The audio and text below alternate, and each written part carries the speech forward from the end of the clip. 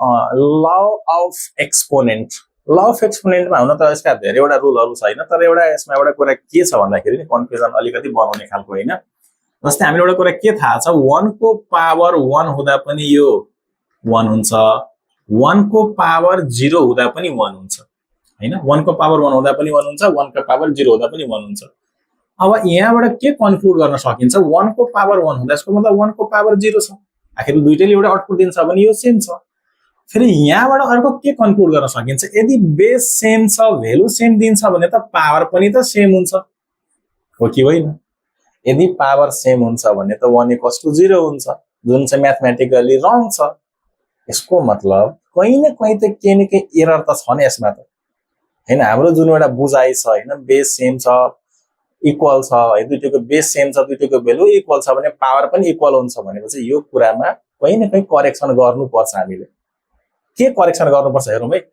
यो रुल चाहिँ कहाँ होल्ड गर्ने, कहाँ नगर्ने, त्यो कन्डिसनतिर हामी त्यो कन्डिसनको बारेमा हामीले कुरा गर्ने। त्यसको लागि एउटा इन जनरल कुरा गरौँ है। इन जनरल कुरा गरौँ, a को पावर m = a को पावर n छ, ठीक छ। त्यसपछि के गर्नुस्, a को पावर m लाई a को पावर n ले डिवाइड गर्नुस्। यता पनि a को पावर n बाइ के हुन्छ, a को पावर n, ठीक छ, गर्न पाइयो। अब यहाँबाट a को पावर m माइनस n = 1 लेख्न पाइयो, हो कि होइन? पाइयो। त्यसपछि टेकिङ लग बोथ साइड गर्नुस्, दुईतिर लग एप्लाई गर्नुस्। लग a को पावर m माइनस n = के हुन्छ, लग 1। र लगमा एउटा प्रोपर्टी छ, यदि लग m का पावर n छ भने, यदि m छ या यसका पावर यदि n छ भने यसलाई n log m लेख्न पाइन्छ। लगको प्रोपर्टी हो। त्यसो भए यो m * n कहाँ आयो त, m * n लाई अगाडि सार्नुस्, इन्टु के हुन्छ, log a = कति हो, 0, कि होइन? के हुन्छ, log 1 का भ्यालु 0 हुन्छ। बेसमा जुनैसुकै पोजिटिभमा राख्नुस्, अलवेज log 1 का भ्यालु 0 हुन्छ, ठीक छ। त्यसपछि अब यो दुईटाको प्रोडक्ट = 0 को मिनिङ हामीले के बुझेका छौं त, आइदर कि त m - n 0 हुन्छ हैन, या अर्को के हुन सक्छ त, log a = 0 हुन सक्छ। ओके, यहाँबाट कि त m = n हुन्छ, या कि log of a = log of 1 लेख्न सकिन्छ। किन भन्दाखेरि log 1 का भ्यालु 0 हुन्छ, भर्खर हामीले युज गरेको, त्यही भएर यो 0 को ठाउँमा log 1 लेख्न पाइयो। र यहाँबाट के कन्क्लुड गर्न सकिन्छ, a का भ्यालु 1 हुन्छ। हाम्रो कुरा यति मात्रै छ कि यदि बेस सेम छ भने के पावर पनि सेम हुनु जरुरी छ, यति मात्रै कुरा छ।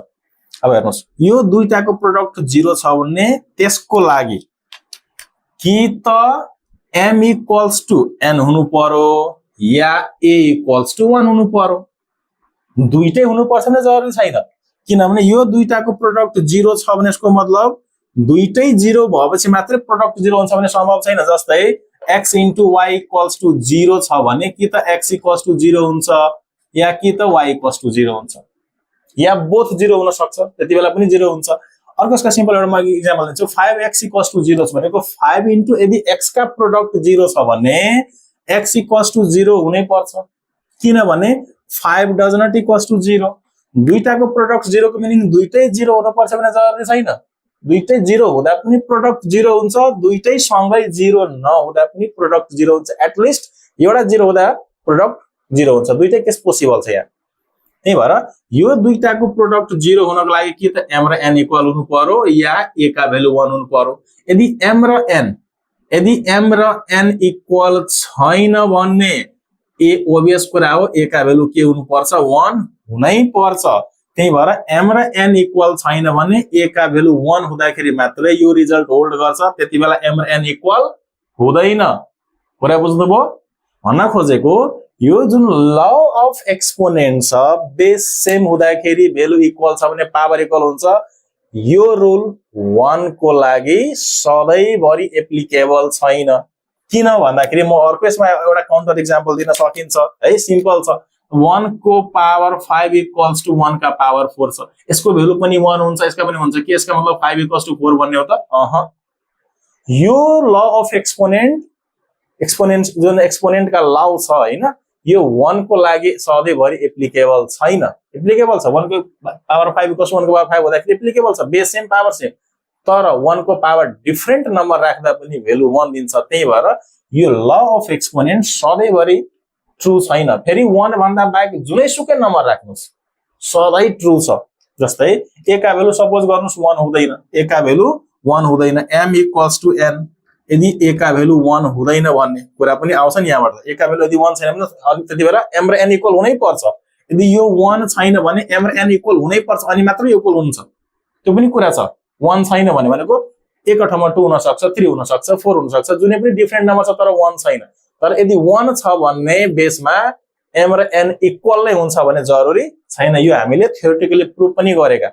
त्यही भएर यो रिजल्ट जुन हामी ल्याएका छौं यो हाम्रो रिजल्ट रङ छ। यो रिजल्ट सधैँभरि होल्ड गर्दैन। बेसमा 1 छ भने यो अलवेज यो यस्ता खालको रिजल्ट होल्ड गर्छ भने जरुरी छैन। यो हो ल अफ एक्सपोनेन्ट। अब रुल त धेरै पढ्यो तर रुल भित्रको कन्सेप्ट हो एउटा, हैन? ल सकेसम्म सायद बुझ्नु भयो होला, होइन भने फेरि हेर्नुस्, यसलाई बुझ्ने प्रयास गर्नुस्, आफैले लेखेर गर्नुस्, सायद बुझिन्छ होला, बुझ्नु जरुरी छ। ल